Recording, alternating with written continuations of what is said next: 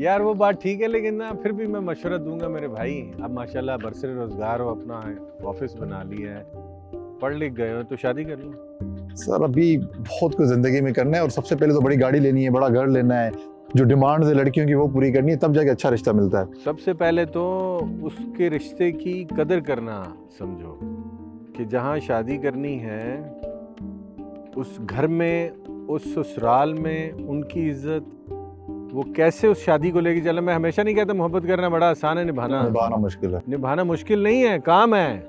मुश्किल क्या है? हमने मुश्किल बना दिया। हाँ, काम है।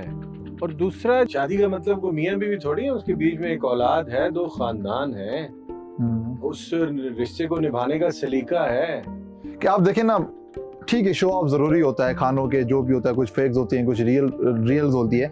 अब उसमें काफी लोग होते हैं, कोई डॉलर्स का गुलदस्ता बना के दे रहा है, बकेट बना के दे रहा है, कुछ चीज। अब लड़कियों की एक्सपेक्टेशंस जो है ना वो बहुत हाई हो गई हैं, ये कभी भी, और लड़कों की भी। देखो वो जमाने का जो भी अपना दस्तूर है, लेकिन शादी को और निकाह को ना हमेशा आसान रखना चाहिए। सर वही तो मुश्किल हो गया है। मैं जैसे हमेशा से, आप देखोगे पिछले मेरे कई प्लेज उठा के देख लो, मैं कभी बहुत ज्यादा लेविश शादियों का फंक्शन लिखता ही नहीं हूँ। शादी को सिंपल निकाह के ऊपर रखना चाहिए। मस्जिद में, मस्जिद जाके शादी की, अपने बड़े करीबी लोग वहां गए और लड़की वालों पे कम बोझ डाला। एक आध दिन बाद जो वलीमा करना है उसमें खुद जाकर, मैंने तो आपको हमेशा कहता हूँ कि प्रैक्टिकली करके भी दिखाया, बकरे जाके खरीदे, बनवाए, उसका खाना बनवाया और कुछ ऐसा गरीबों में बांट के कुछ रिश्तेदारों को खिला दी। That's it. आजकल तो सर कम से कम अगर मैं शादी कर रहा हूँ ना तो मेरा 5 मिलियन हाथ में होने चाहिए। गोल्ड होगा, 2-3 लाख के तो सूट्स आ रहे हैं, पूरे खानदान को बुलाना है।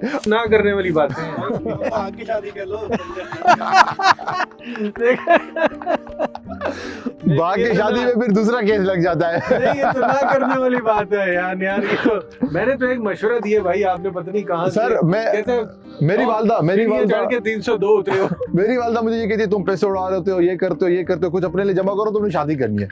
तो मतलब शादी का पैसों से एक बहुत बड़ा लिंक जोड़ा गया। आपकी बात ठीक है कि निकाह मस्जिद में करो, छोटा सा वलीमा रखो, अपने खानदान को बुलाओ और यही होना चाहिए। बोझ डालें जिन्होंने ऑलरेडी आपको नस्ल पैदा करने के लिए और अपनी बेटी दे दी है, उनके ऊपर तो बहुत ज्यादा कम बोझ डाले और उनकी इज्जत करते रहे। मैं तो अपने ऐसे दोस्तों को भी जानता हूँ जिन्होंने अपना घर ऊपर का पोर्शन बनवाया और लड़की वालों को बोला आप सारा हमें भर के दो।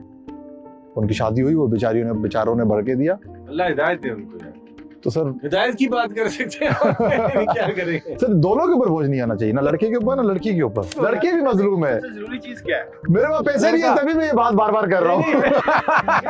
सबसे जरूरी चीज क्या है, जो सबसे अहम है? हैदर, सबसे जरूरी चीज है लड़का और उससे जरूरी चीज है लड़की। ये दो चीजें है तो फिर बस शादी हो गई और उस घर वालों को राजी होना चाहिए तो बहुत। अब हम उस कल्चर से निकल आएंगे, वो सैयद की सैयद में होगी, फला कास्ट की फला कास्ट होगी, खानदान से, वो कल्चर अब शायद बहुत पीछे रह गया। वो हाँ, वो जो भी एक पुराना एक मामला था, लेकिन फिर भी अगर किसी की कोई वैल्यू है, कोई रिवायत है, उसकी इज्जत करनी चाहिए। किसी का कोई किसी का कॉन्सेप्ट है, उसकी इज्जत करनी चाहिए, उससे जुड़ा हुआ है। हाँ, अगर वो खैर की बात नहीं है ना, फिर शर्म। सर लेकिन ये नहीं है ना कि आपको अगर अपने खानदान में रिश्ता नहीं मिला तो बेचारी लड़की पूरी जिंदगी बैठ गई, तो उसके साथ तो ये ज्यादती है, जुल्म है, क्योंकि एट द एंड सब चले जाएंगे, उसको तो पार्टनर चाहिए ना अपनी लाइफ में आगे बढ़ने के लिए। होता है। मैं बहुत सारी जगह पे जब न्यूज में काम करता था तो देखता था कि बिरादरी में रिश्ते नहीं है, उन्होंने कहा जोड़ के रिश्ता नहीं मिल रहा, तो बच्चियां बैठी हुई हैं, हाँ, बगैर निकाह के बैठी हुई हैं। और सर एक लेवल का भी आजकल मुकाबला हो गया कि अगर हमारे पास ये घर है, ये गाड़ी है, तो जो लड़की वाले हैं उसके पास भी ये घर, ये गाड़ी, ये एजुकेशन होनी चाहिए। यार असल में पता क्या है, बचपन से एक चीज मैं सुनता आ रहा हूँ, हम अपने हिस्से का काम ठीक कर लें, मैं अपनी जगह साफ कर लूं, ऐसा नहीं होता। लोग नहीं कर रहे होते और ये हिदायत कर रहे होते लोगों को, भाई एक एक बंदा करो, ठीक हो जाएगा।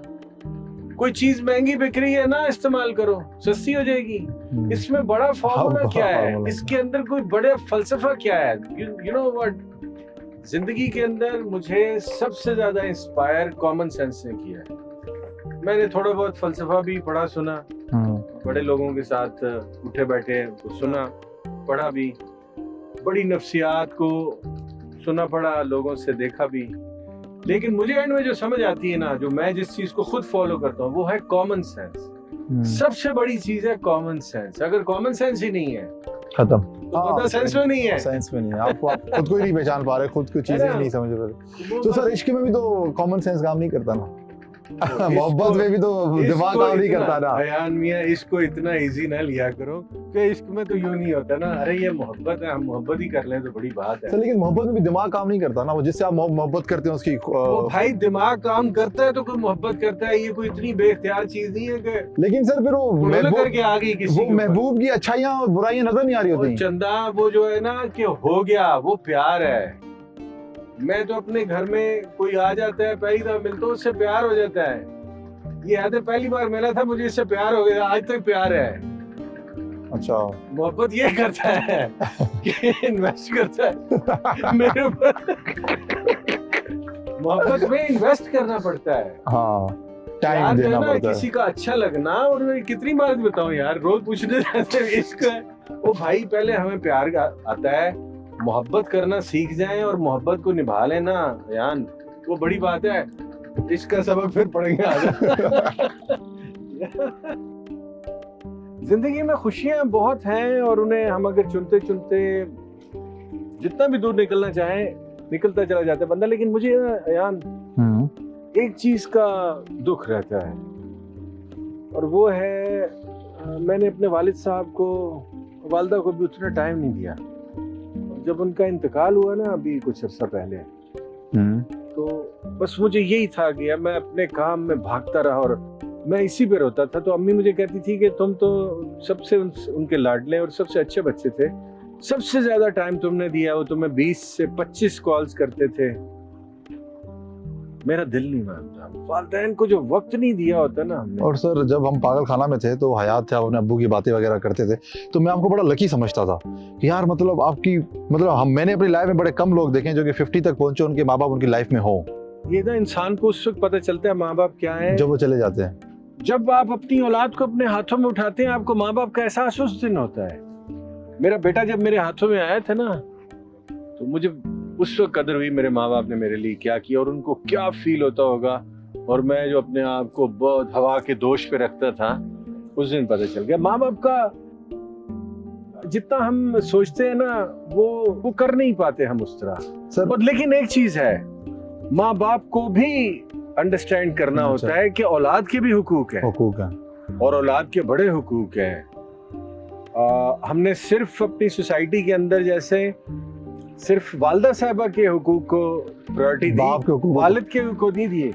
वालिद के बहुत ज्यादा हुकूक हैं, वालिदा के भी हुकूक हैं, और औलाद के हुकूक जो है उनका भी ख्याल करना चाहिए।